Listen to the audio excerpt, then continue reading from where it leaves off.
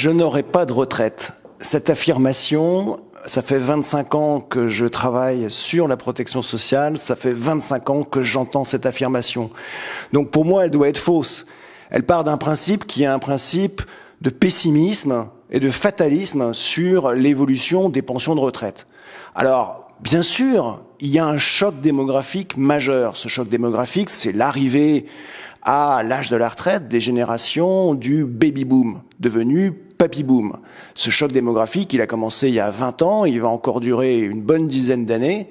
Et ce choc démographique, il s'accompagne également d'une très bonne nouvelle qui est l'augmentation de l'espérance de vie.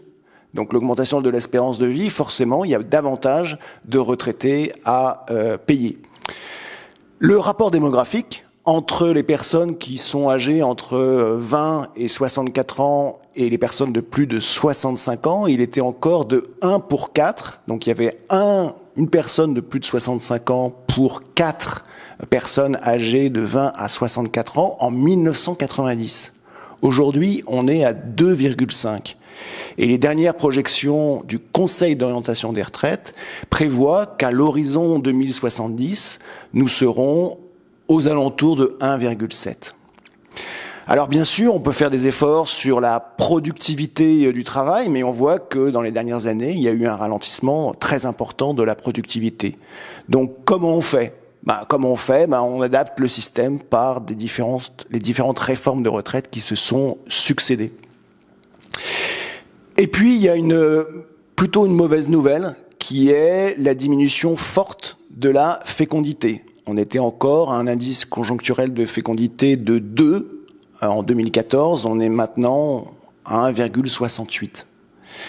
Donc, bien évidemment, un déséquilibre démographique qu'il va falloir résoudre. Alors, il y a bien sûr une baisse du niveau relatif des pensions de retraite. Aujourd'hui, le niveau de vie des retraités est à peu près équivalent à celui des actifs, donc on peut considérer que c'est tout à fait satisfaisant. À l'horizon 2060-2070, on sera davantage à un niveau de vie de l'ordre de 83%. Donc, pour résumer, oui, vous aurez une retraite, parce que c'est le régime de retraite par répartition, parce que, bien évidemment, il y aura toujours des personnes qui continueront à travailler, à s'acquitter de cotisations de sécurité sociale pour financer les pensions de retraite. Après, bien évidemment, on ne peut pas garantir le montant de la retraite et on ne peut pas garantir à quel âge vous pourrez prendre votre retraite.